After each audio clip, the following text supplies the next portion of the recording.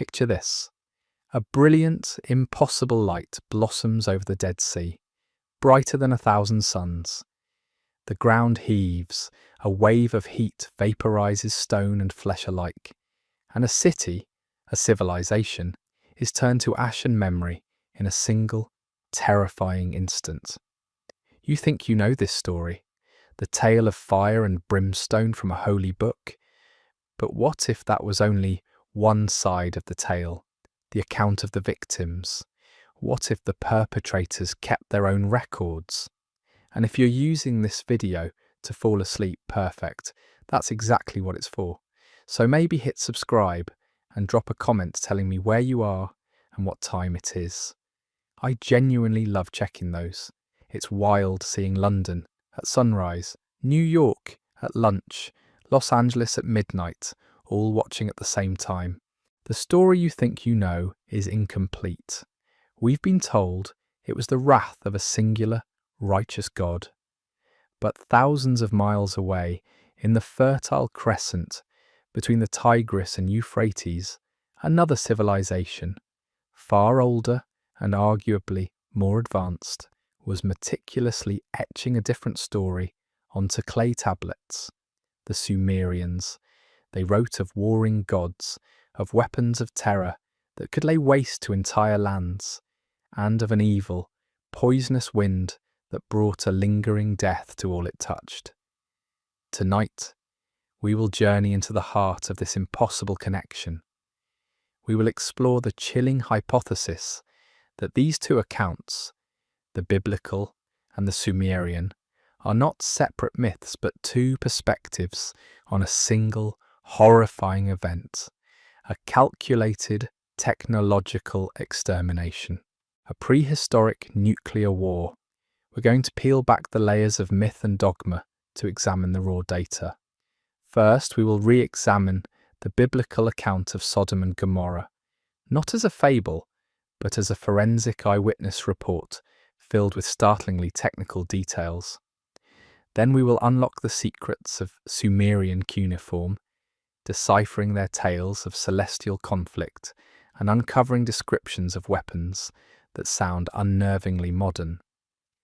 Finally, we will travel to the scorched plains of the Middle East and beyond, searching for the physical evidence, the scars left on the earth itself, that might just prove this unthinkable theory to be a forgotten truth. What you are about to hear challenges everything we've been taught about the ancient world. Let's begin with the text we all know, the Book of Genesis. For centuries we have read the story of Sodom and Gomorrah as a simple morality play, two cities so steeped in sin that a divine power chose to erase them from existence. But when you strip away the layers of theological interpretation and read it like a cold case file, the details become strange, specific, and deeply unsettling. The story doesn't begin with a booming voice from the heavens. It begins with the arrival of two individuals, described as angels, but who act more like intelligence agents on a reconnaissance mission. They arrive in the city, they eat, they drink, they interact physically with the inhabitants. These are not ethereal spirits, they're tangible beings. Their first objective is to locate Lot, a man deemed worthy of saving, and deliver a stark operational warning: evacuate immediately. This isn't a vague prophecy, it is a precise extraction protocol. They give him a deadline. Get your family and get out of the city by dawn, because this entire region is scheduled for annihilation. Why the warning? If a divine being is all-powerful, why the need for a clandestine, last-minute rescue of a single family? It suggests a process that is powerful yet indiscriminate, a force that cannot distinguish between the righteous and the wicked once unleashed. Then comes the most peculiar instruction of all. As Lot and his family flee, the agents give a final chilling command: do not, under any circumstances, look back. Why? The traditional explanation is that it was a test of faith, but that feels thin. almost arbitrary. What if it was a technical instruction, a safety briefing? What happens when a nuclear device is detonated? The first effect is a flash of thermal radiation of unimaginable intensity, a burst of light so powerful it can cause permanent blindness from miles away. Don't look at the flash. It's the first rule of nuclear safety. And what of Lot's wife? The story says she disobeyed, looked back, and was transformed into a pillar of salt. For millennia, this has been presented as a bizarre, magical punishment. But let's think about this through a scientific lens. A thermonuclear explosion releases a blast of energy so intense that it can instantly desiccate a human body, flash boiling the water within its cells. What would be left? A calcified, salt-like statue, a fragile husk of minerals. In a region like the Dead Sea, which has the highest concentration of salt and other minerals on the planet, imagine a human body being instantly incinerated and simultaneously coated with superheated, vaporized minerals from the surrounding environment. It wouldn't just be a pillar of salt, it would be a monument to an impossible heat. The destruction itself is described as fire and brimstone raining down from the sky. This has always conjured images of volcanoes or meteor showers. Indeed, modern science has offered a compelling mainstream explanation. In 2021, a team of archaeologists and scientists studying the site of Tall El Hammam in Jordan concluded that a cosmic airburst, a meteor exploding in the atmosphere, likely destroyed the city around 1650 BC. They found evidence of a high-temperature event that melted pottery into glass, vaporized structures, and scattered a layer of salt-rich sediment across the region. This event, they propose, was the real Sodom and Gomorrah. It's a powerful and elegant theory, and it almost fits. An airburst would certainly explain the intense heat and the widespread destruction. It could account for the fire from the sky. But does it account for everything? Does it explain the two visitors with their precise warnings? Does it explain the specific instruction not to look back? Does a meteor give you a countdown? And most critically, does it align with the other half of our story? The half preserved, not in scripture, but on hardened clay. Because the Sumerians were watching, and they wrote down what they saw. To understand their side of the story, we must first appreciate who the Sumerians were. They were not primitive storytellers huddled around a fire. They were the world's first true civilization, emerging in Mesopotamia, modern-day Iraq, over 6,000 years ago. They invented writing, the wheel, the 60-second minute, the 60-minute hour, and the 360-degree circle. Their astronomical knowledge was staggering. They charted the heavens with a precision that we've only recently replicated with modern technology. They created complex legal codes, vast cities, and epic literature. These were meticulous, obsessive record keepers, and their records tell a history of the world that is profoundly different from our own. For the Sumerians, the universe was not run by a single, omnipotent god. It was governed by a pantheon of powerful beings they called the Anunnaki, which translates to those who from heaven to earth came. According to their texts, these beings were not gods in the spiritual sense. They were flesh and blood individuals of immense power and advanced technology who came to earth in the distant past. They were miners, genetic engineers who created humanity as a workforce, and political leaders who ruled over mankind for millennia. And like any group of powerful individuals, they were rife with conflict. The Sumerian tablets, texts like the Atrahasis, the Enuma Elish, and the Epic of Gilgamesh, are filled with accounts of the rivalries and power struggles between the two leading factions of the Anunnaki, one led by a stern commander named Enlil, and the other by his brilliant but rebellious half-brother, Enki. Theirs was a cosmic Cold War, fought through proxies and political maneuvering for thousands of years. But according to some interpretations of these ancient texts, around 4,000 years ago, that Cold War turned hot, horrifyingly hot. Several tablets describe a climactic, terrible war among the gods. They speak of the decision by the High Council of the Anunnaki to use certain forbidden weapons against rebellious human cities. The target cities, according to these interpretations, were located in the Jordan Valley and the Sinai Peninsula, precisely the region of Sodom and Gomorrah. The texts are not vague. They describe these weapons with a chilling specificity that would have been impossible for a Bronze Age culture to invent. They were not swords or arrows. They were something else entirely. The texts speak of the weapon that strikes from the sky, a brilliant flash that makes the heavens tremble and the earth to shake. Or they describe how, after the flash, a great storm was unleashed. But this was no ordinary storm of wind and rain.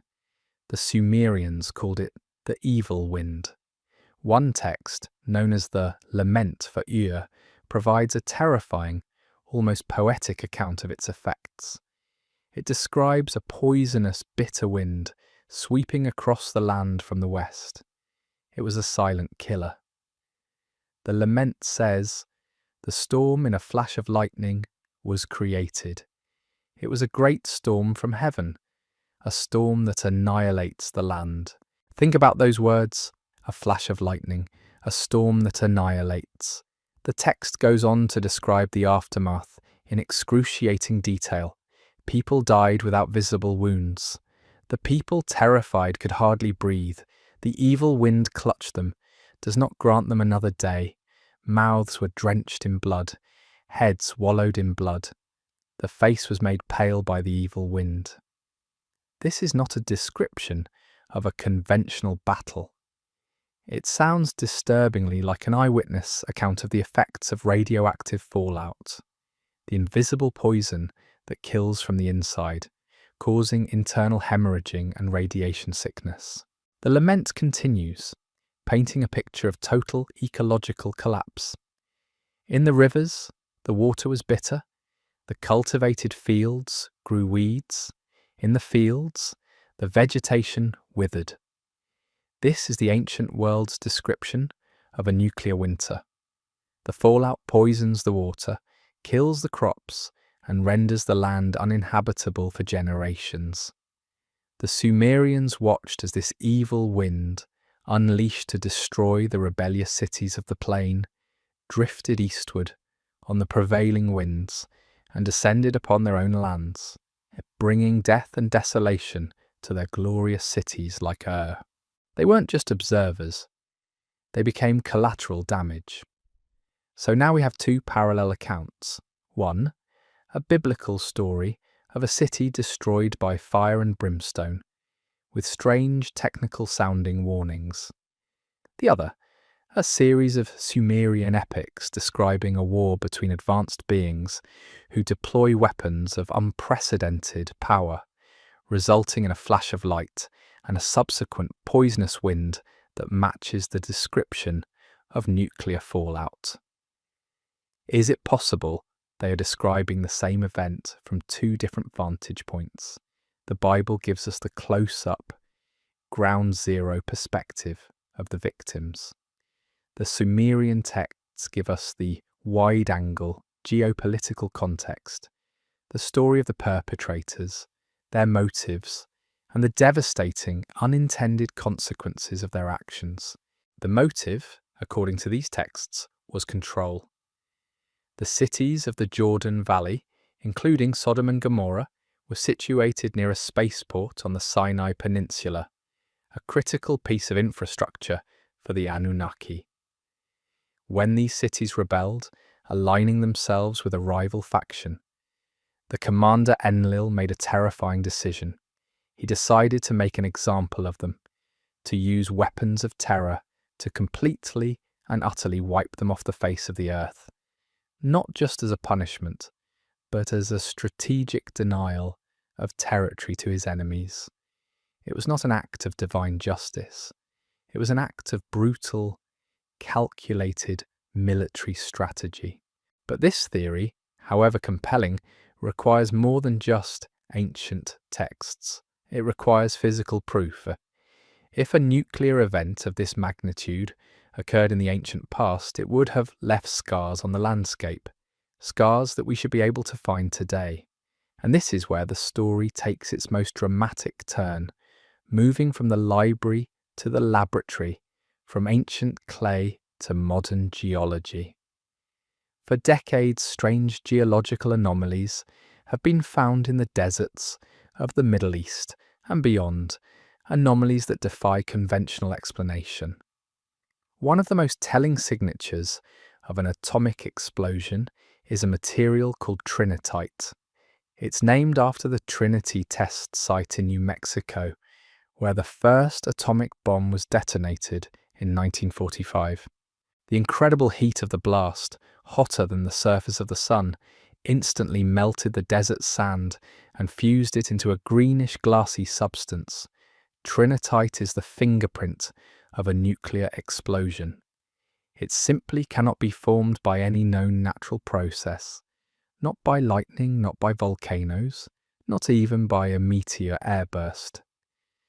The temperatures required are too extreme, the pressure too specific. What if I told you that trinitite, or a substance virtually identical to it, has been found in deserts all over the world? In the Libyan desert, vast areas are covered with sheets of this strange, fused green glass. Geologists have been baffled by it for a century, attributing it to mysterious meteorite impacts for which no crater has ever been found. Similar vitrified materials have been found in the Sinai Peninsula and in parts of the Arabian Desert, regions directly connected to our unfolding story. Could these glassy fields be the remnants of the fire from the sky, the physical evidence of a heat so intense it literally melted the earth? Then there is the matter of radiation. If nuclear weapons were used, they would have left behind radioactive isotopes, a ghostly energy signature that would decay over thousands of years, but might still be detectable. And indeed, inexplicable radiological anomalies have been found in the region.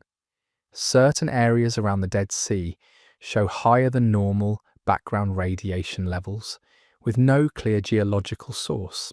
The granite blocks of some ancient fortresses in the area are said to show evidence of extreme heating and vitrification on one side, but not the other, as if they were struck by a single, directional blast of unimaginable heat. Let's return to the curious case of Lot's wife.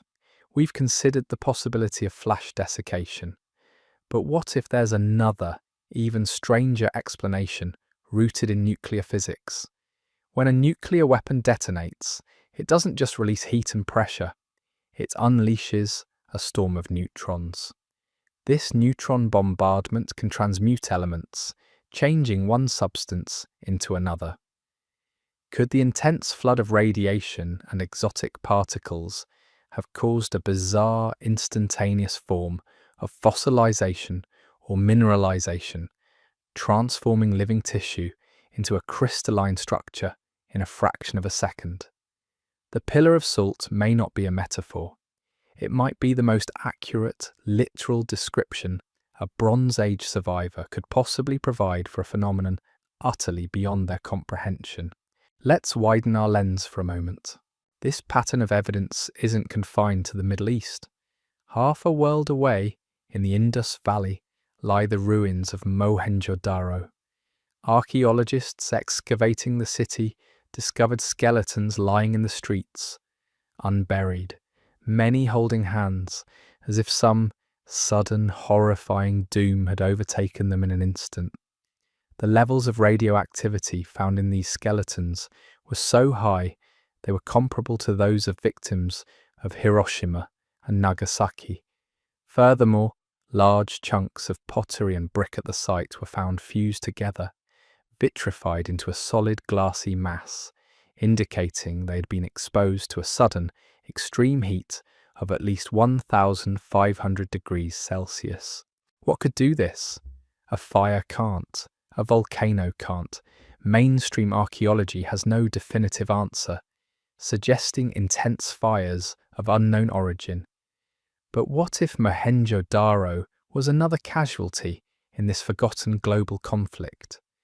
What if the War of the Gods was not a regional squabble, but a planet-wide cataclysm, with strikes occurring at key strategic locations around the globe?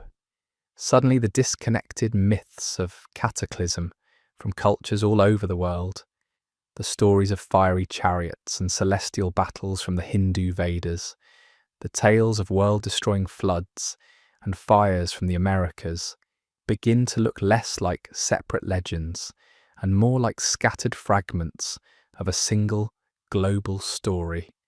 A story of a war so devastating it plunged the world into a dark age and reset human civilization.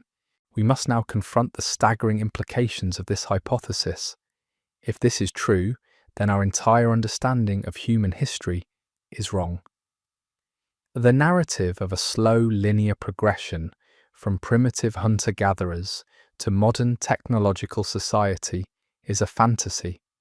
Instead, history becomes a cycle, a terrifying cycle of rise and fall, of civilizations achieving immense technological power only to use it to annihilate themselves. We are not the first, we are simply the most recent iteration of a civilization to rediscover the power of the atom. The Sumerian and biblical accounts, when placed side by side, transform from myth into a cohesive and terrifying history. The Anunnaki are no longer gods. They are the leaders of a technologically advanced society. Their wars are not celestial dramas. They are geopolitical conflicts fought with weapons of mass destruction. Humanity is not a divinely created species. We are a genetically engineered workforce, caught in the crossfire of our Creator's bitter feuds. And the Bible, in this context, becomes one of the most important historical documents ever preserved, a survivor's account of a nuclear attack. Think of the sheer scale of the cover-up, not a conscious conspiracy, but a forgetting imposed by trauma and time. Imagine the survivors of this cataclysm. Their cities are gone, their lands are poisoned, their technology is lost. All they have left are the stories. They pass these stories down to their children and their children's children. Over centuries, the technical details fade. The advanced beings become gods or angels. The nuclear device becomes fire and brimstone. The radioactive fallout becomes a poisonous wind or a divine curse. The safety briefing to not look at the flash becomes a test of religious faith. The history is preserved, but it is cloaked in the language of myth and religion, the only language the post-apocalyptic world can understand. This reframes our entire relationship with our ancient myths. They are not childish fantasies, they are a message in a bottle, a warning passed down through 4,000 years of history from the last civilization that held the fire of the gods in its hands and was burned by it. They are telling us, in the only words they had, what happens when power outpaces wisdom. They are telling us that the path we are on is not a new one. It has been walked before. The story doesn't end with the destruction of Sodom and Gomorrah. The Sumerian texts tell us that the fallout, the evil wind, was an unforeseen consequence. It drifted over Sumer, poisoning their people, their land, and their water. The great city of Ur, a jewel of the ancient world, fell into ruin not from conquest, but from a slow, lingering death brought by an invisible enemy. The Anunnaki themselves were horrified by what they had unleashed. The texts describe the goddess Inanna weeping over the destruction of her people and her cities. The very gods who ordered the strike were overwhelmed by the devastation it caused. It was a victory that cost them almost everything. This introduces a deeply human element into the story. It becomes a tale of hubris, of a decision made in anger and strategy that spiraled out of control with devastating consequences for everyone, victor and vanquished alike. It is the story of Oppenheimer, thousands of years before Oppenheimer, as the so-called gods looked upon their work and realized they had become destroyers of worlds. They had won the battle, but poisoned the planet in the process. So where does this leave us? We are a civilization standing at a similar precipice. We hold the same terrible power in our hands. We have our own geopolitical rivalries, our own cold wars threatening to turn hot. We look at these ancient texts and we see our own reflection in a shattered 4,000-year-old mirror. We have always dismissed these stories as primitive myths, but what if they are actually sophisticated histories, more advanced in their understanding of the cyclical nature of civilization than we are? We have the benefit of both accounts. We have the forensic, human-level detail of the Genesis story and the strategic, political overview of the Sumerian tablets. When you braid these two threads together, the resulting tapestry is both magnificent and terrifying. It depicts a lost chapter of human history, a time when beings of immense power walked the earth and wielded weapons that could turn cities to glass. It tells of a war that ended an age and forced humanity into a long, slow climb back from the brink. The evidence is there if you're willing to look. It is in the vitrified glass of the Libyan desert. It is in the radioactive skeletons of Mohenjo-Daro. It is in the strange technical precision of the warnings given to Lot. And it is etched into thousands of Sumerian clay tablets, waiting in museum archives around the world, holding a history of our planet that we have only just begun to decipher. The story we thought we knew is just the surface. Beneath it lies a forgotten truth about a past far more advanced and far more violent than we have ever dared to imagine. The destruction of Sodom and Gomorrah was not an act of God. It was an act of war, a war fought with technology that we have only recently managed to replicate. And the chilling final question we must ask ourselves is this: if history is a cycle and we are simply the latest civilization to reach this technological peak, what are we doing to ensure we do not repeat the mistakes of our impossibly ancient ancestors? The warnings are written in our oldest books and scarred into the very face of our planet. The only question is whether we will finally learn to listen. What do you think? Is this a wild flight of fancy, or are we looking at the fragmented evidence of a lost technological past? Let me know in the comments. The question we must now ask is a difficult one. If these were manufactured weapons, what kind of technology could they have been? The Sumerian descriptions go beyond a simple, massive explosion. They talk about 7 weapons, sometimes called the Sibiti, which were unleashed upon the 5 cities of the plain. The texts are chillingly specific. They speak of a weapon that could turn living beings to clay, a flash that could dissolve mountains, and a wind that would follow, ensuring nothing would grow there again for generations. This isn't one bomb. It sounds like a coordinated, multi-stage tactical strike. Imagine a weapon that combines the intense heat of a plasma blast with the devastating molecular disruption of a directed energy weapon, followed by the lingering poison of a radiological agent. Are we talking about something more advanced than even our own nuclear arsenal? The texts seem to suggest so. They describe the gods locking the weapons before use, a procedure that sounds unnervingly like arming a warhead. They describe the targets being selected with geographic precision. This was not a carpet bombing campaign. It was surgical, a terrifyingly advanced form of surgical strike. And this account of advanced ancient weaponry is not isolated to Mesopotamia. If you journey from the baker clay of Sumer to the ancient Sanskrit texts of the Indus Valley, you find a story that is not just similar, but virtually identical in its horrifying details. The great Hindu epic, the Mahabharata, describes a cataclysmic war that took place in the distant past. It speaks of a weapon called the Brahmastra, an iron thunderbolt, a single projectile charged with all the power of the universe. Listen to how the text describes its deployment.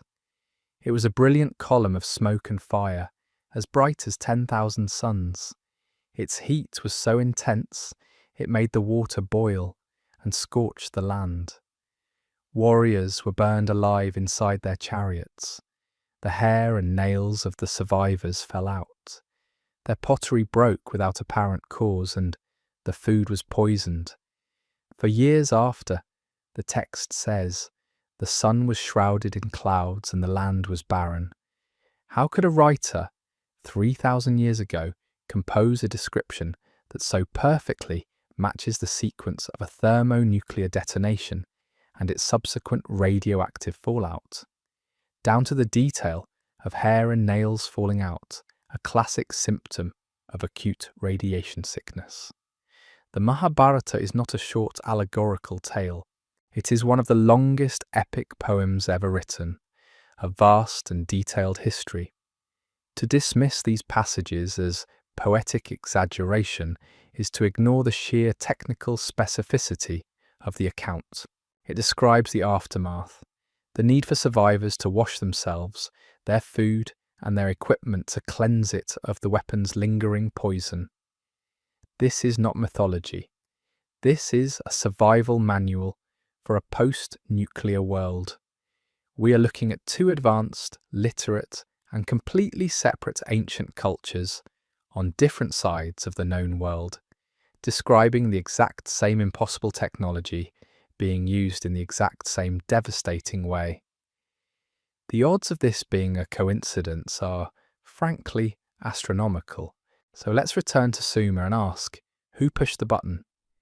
The texts do not lay the blame on a single, wrathful god-king. They describe a fractured, panicked debate among the Anunnaki Council. The decision was not unanimous.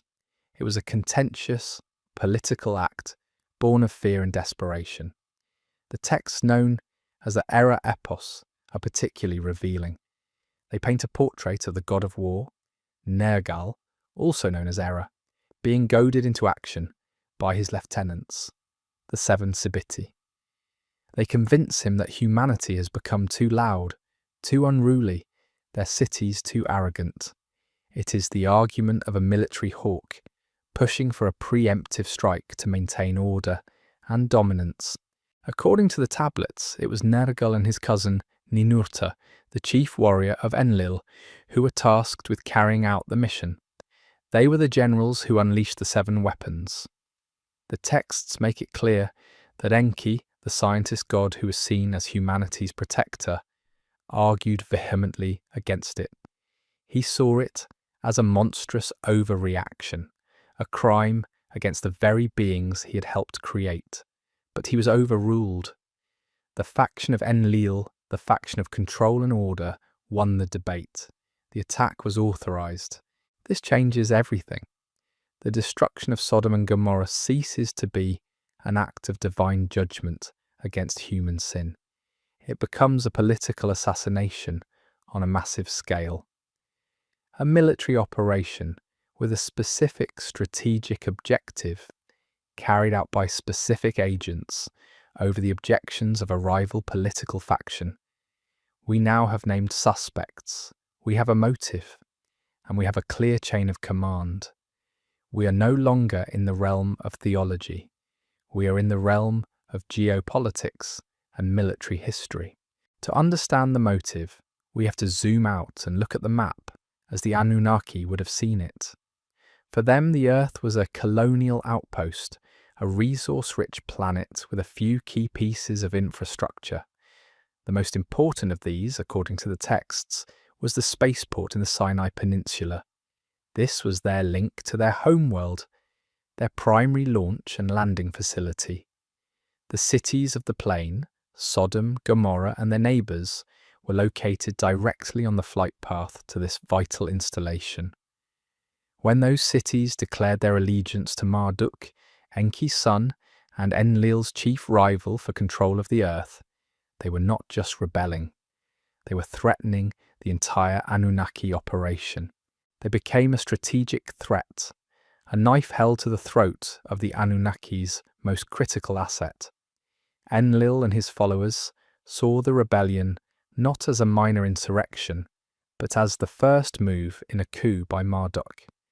Their response was therefore not just punitive, it was strategic. They chose to use the weapons of terror not just to eliminate the rebels, but to render the entire region unusable for their rivals. By salting the earth, both literally and radioactively, they were creating a permanent buffer zone, a scorched earth policy of unprecedented scale. The destruction was the message. This act, however, was a catastrophic miscalculation. The prevailing winds in the region blow from the Mediterranean eastward, from the Sinai towards Mesopotamia. When Nergal and Ninurta unleashed their weapons, they did not account for the atmospheric blowback. They did not understand the consequences of the evil wind. The fallout cloud, carrying its invisible death, drifted directly over their own heartland. The Sumerian lamentations are filled with shock and confusion. Why were their own loyal cities like Ur and Eridu suffering? Why were their own people dying? Their gods had promised them a swift victory over a distant enemy, but they had instead brought a plague upon their own houses. The great Sumerian civilization, the first and perhaps greatest civilization in human history, did not fall to barbarian hordes. It did not collapse from famine or internal decay. It died of radiation poisoning. The cities were abandoned one by one as the land became infertile and the water became poison. The people fled, their social structure collapsed, and their knowledge was scattered. The perpetrators of the attack on Sodom and Gomorrah inadvertently destroyed their own power base. It was perhaps the most profound case of strategic blowback in the history of this planet. In the power vacuum that followed, a new force rose. Marduk, whose territories in Egypt and Babylon were largely untouched by the fallout, seized his opportunity. His power grew as Enlil's waned. He established his capital at Babylon, which rose to become the new centre of the Mesopotamian world. He declared himself the king of the gods, rewriting the old Sumerian pantheon to place himself at the top.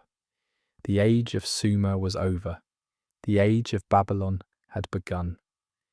The nuclear event in the Sinai did not just end a war, it redrew the entire geopolitical map of the ancient world for both humans and their supposed gods. Let's pause and consider the sheer terrifying elegance of this theory. It resolves so many historical and mythological paradoxes. It explains the sudden, inexplicable collapse of the Sumerian Empire around 2000 BC. It explains the equally sudden rise of Babylon under Marduk. It provides a concrete historical context for the biblical story of Sodom and Gomorrah. It connects that story to the epics of the Mahabharata and the laments of Sumer. It explains the presence of fused glass in deserts and radioactivity in ancient bones.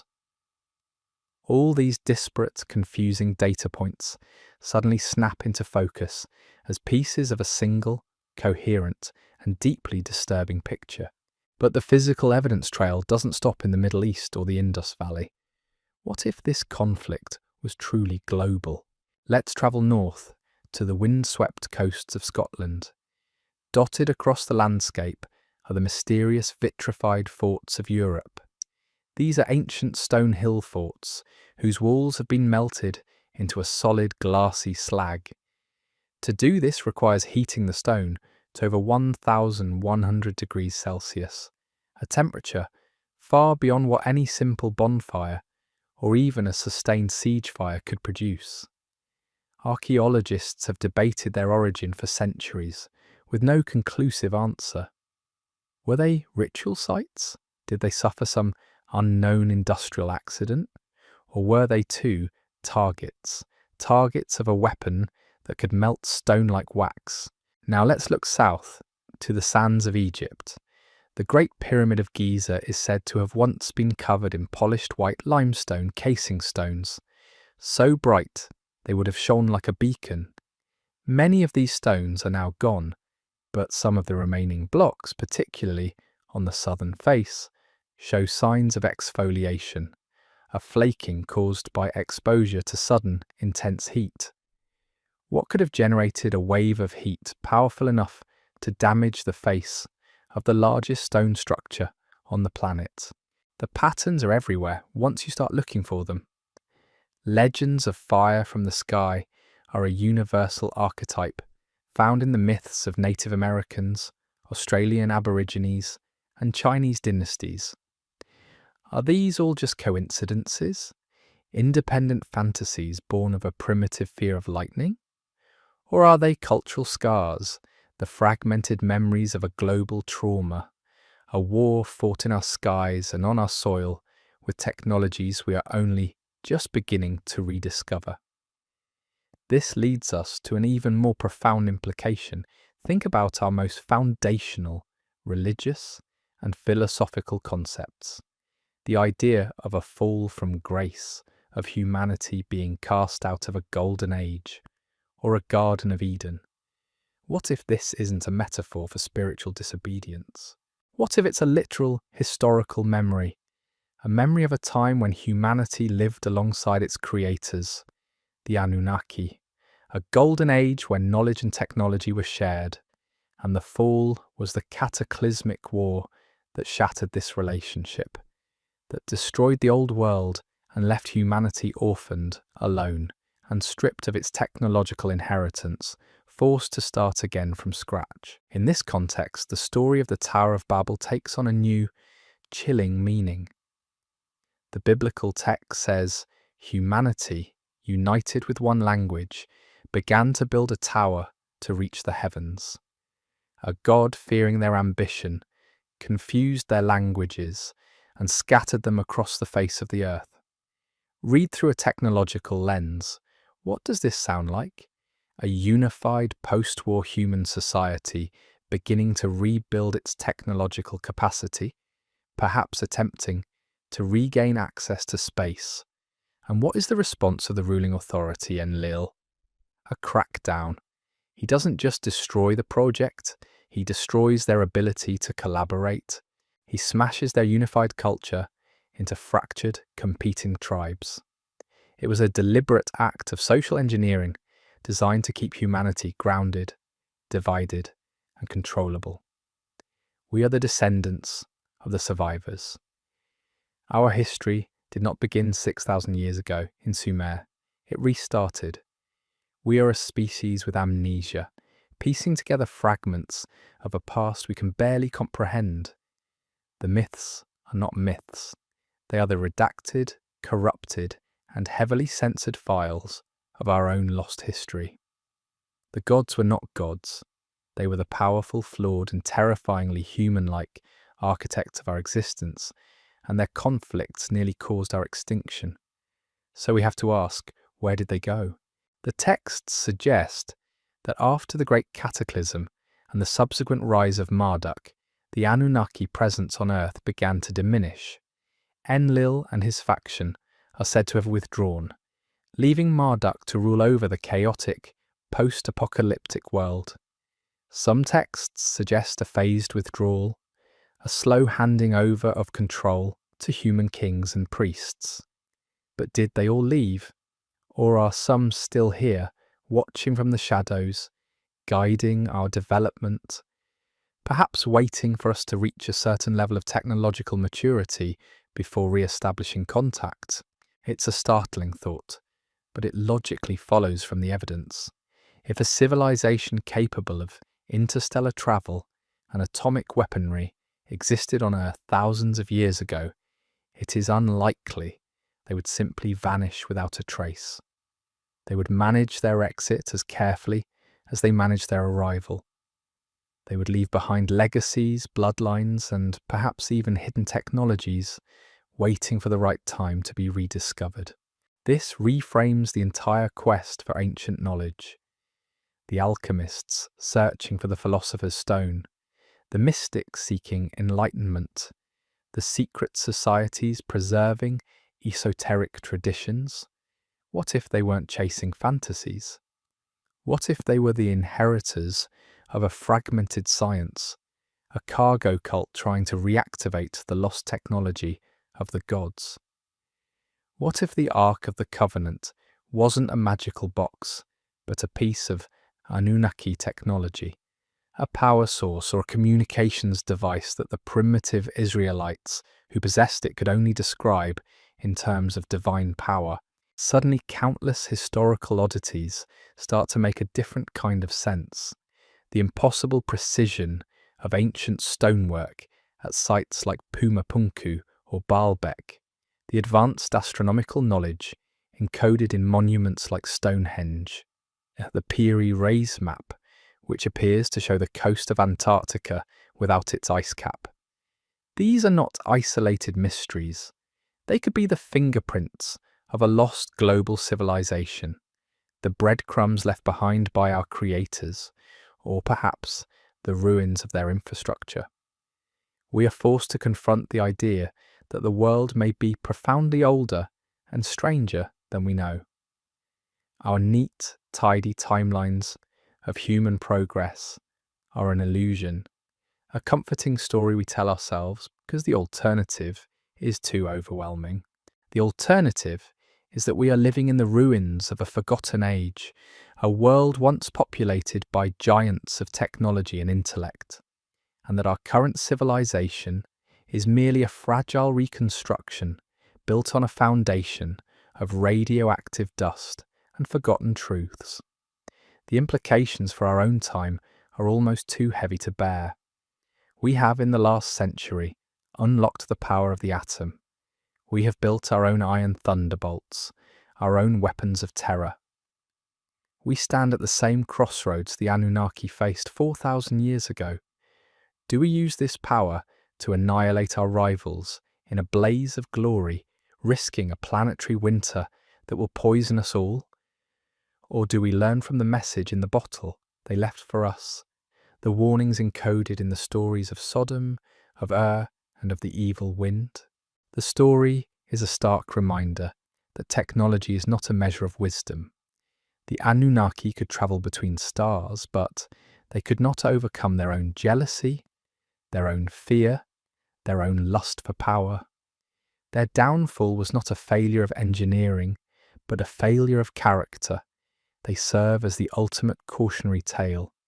The Sumerian texts and the Bible are not just ancient history. They are a prophecy, a roadmap of a future we may be doomed to repeat if we refuse to read the signs. So the next time you look at the stars, consider that they may have been navigated by beings who walked this earth long before us. The next time you read a myth, listen for the echo of a technical manual. And the next time you hear a leader speak of a limited surgical strike, remember the story of the evil wind, and how a victory on one side of a mountain can become a plague for the entire world. The forgotten war of the gods is not over. We are living in its long, slow aftermath, and the choices we make every day will determine whether we finally break the cycle or simply become the next forgotten civilization, leaving behind nothing but vitrified ruins and cautionary tales for a future that may never arrive. But to truly grasp the horror of this story, we must confront an even more disturbing question. Why was humanity so important to them in the first place? Why would these powerful interstellar beings care so much about the politics of a few Bronze Age cities? The Sumerian texts provide an answer, and it is an answer that strikes at the very core of our identity. We were not just their subjects, we were their creation. The texts describe how Enki, the brilliant chief scientist, combined the genetic material of a native hominid on this planet with their own Anunnaki DNA. The purpose? To create a hybrid species, Homo sapiens, an intelligent, adaptable worker to toil in their gold mines. Think about what that means. We are, in this telling, a genetically engineered species. Our entire existence is the result of a cosmic labour dispute. The very spark of consciousness that we cherish, our capacity for art, for love, for war, it was all designed, all installed for a purpose. We are a product, and like any product, we could be recalled. This context changes the story of Sodom and Gomorrah from a military strike into something more akin to pest control. The cities were not just a strategic threat, they were a flaw in the product line, a rebellious batch that needed to be decommissioned. This isn't just ancient myth, it has echoes in our own biology. For decades, scientists have been puzzled by so-called junk DNA, the vast portion of our genetic code, over 97%, that appears to serve no function. What if it isn't junk? What if our DNA is like a biological hard drive, and most of its files have been deactivated? Perhaps our full genetic potential, the legacy of our Anunnaki creators, is still there, locked away, waiting for a key. What if our two-strand DNA is a simplified, downgraded version of their more complex genetic structure? The fall of man may have been a genetic event, a deliberate dumbing down of the human species to make us more docile, more manageable, after our rebellious nature proved too troublesome. And the nuclear event at Sodom may not have been their first attempt at a species-wide reset. Let's look at another, even older story, shared by nearly every culture on Earth, the Great Flood. The biblical story of Noah is famous, but it is a direct copy of a much older Sumerian account from the Epic of Gilgamesh. In that original version, it is Enlil who, frustrated with humanity's noise and defiance, decides to wipe the slate clean with a global flood. It is an act of total, indiscriminate annihilation. But Enki, humanity's creator and protector, disagrees. He sees his creation, flawed as it may be, as something worthy of preservation. Working in secret, he warns a human man named Utnapishtim, giving him precise instructions to build a submersible vessel and preserve the seed of life. This is the exact same political dynamic we see thousands of years later. Enlil, the stern commander, opting for total destruction. Enki, the scientist, working behind the scenes to mitigate the disaster and save a remnant of his project. The flood, then, was the first attempt, a blunt instrument. It worked to an extent, but humanity survived and, once again, began to grow beyond the control of its masters. The destruction of Sodom and Gomorrah was the second attempt. This time, they didn't use a flood. They used a new technology, a more precise weapon. It was an escalation, a shift from a weapon of mass destruction to a tactical weapon of mass terror. They were refining their methods of population control. And what happened after this second cataclysm? After the evil wind had scoured Sumer and the power of Enlil's faction was broken, we see one of the most significant pivots in human history, the rise of a new god. Marduk, Enki's firstborn son, who had wisely kept his territories in Egypt and Babylon out of the direct line of fire, stepped into the power vacuum. The Sumerian texts tell how he claimed supremacy over all the other Anunnaki. He established his capital at Babylon and declared himself the supreme deity. He then initiated a systematic campaign of historical revisionism. He ordered the old Sumerian text to be rewritten, editing the stories to elevate himself and diminish the others. The entire Sumerian pantheon was demoted to secondary gods or demons, with Marduk as the new singular king. This was the birth of state-sponsored monotheism, not as a spiritual revelation, but as a political masterstroke. A god consolidating his power by erasing the memory of his rivals. It is a pattern we see repeated throughout human history, because we learned it from our creators.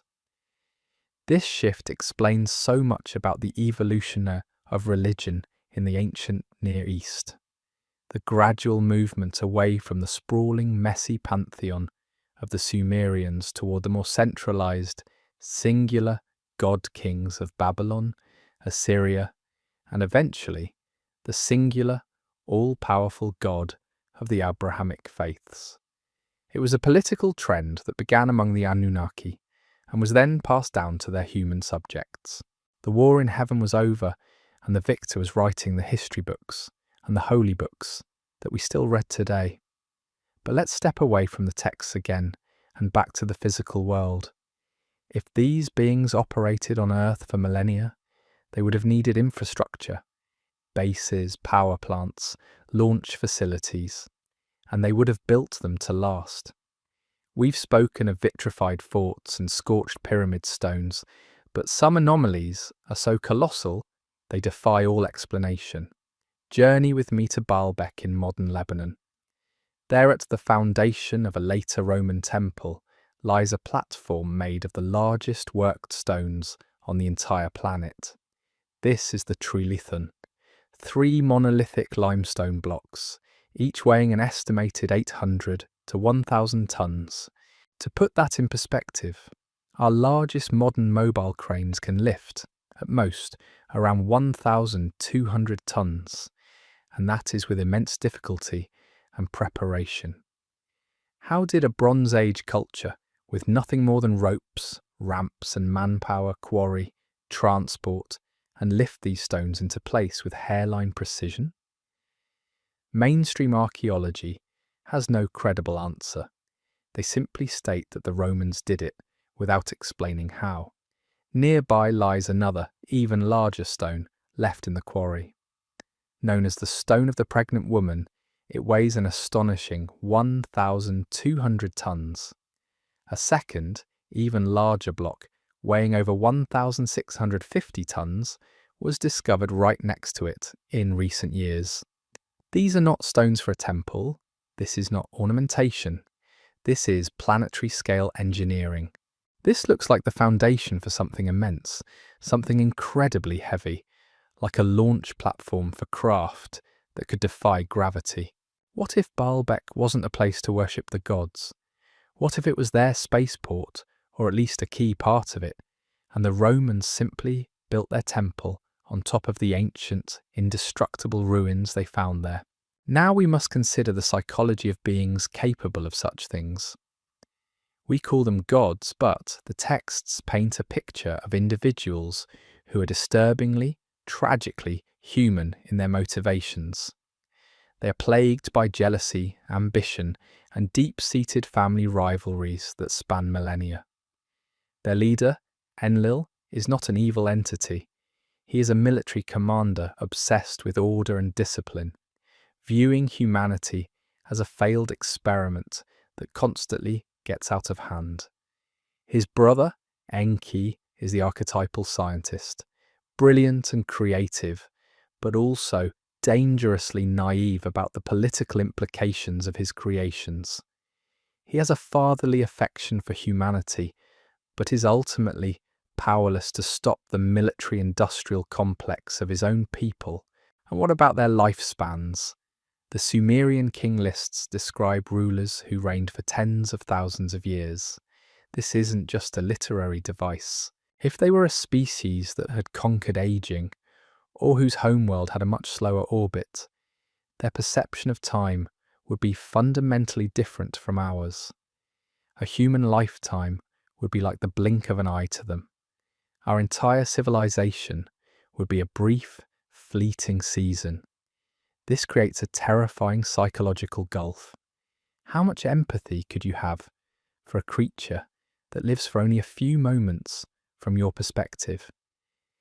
It would make it much easier to make decisions like wiping out a city or flooding a continent. It would be like a gardener deciding to weed a patch of ground. This emotional and temporal disconnect is perhaps the most chilling aspect of the entire story. The beings who held our fate in their hands did not see us as children. They saw us as intelligent and sometimes troublesome mayflies. This perspective also illuminates the stories of demigods, the heroes of myth like Gilgamesh or Hercules, who are said to be born from the union of a god and a mortal. In a genetic context, these are simply the first-generation hybrids, the direct offspring of the Anunnaki. They possessed enhanced strength, wisdom, and longevity, but they were also tragic figures, caught between two worlds, too human to be gods, too divine to be truly human. The Epic of Gilgamesh is the story of one such hybrid's desperate, failed quest to achieve the full immortality of his divine parent. It is a story about the ultimate glass ceiling. The language of genetics also provides a new key to unlock ancient symbolism. Consider the symbol of the entwined serpents, the caduceus, used today to represent medicine. This symbol is found everywhere in the ancient world, most prominently associated with the Sumerian god Enki. What is it? A child's drawing of two snakes on a pole?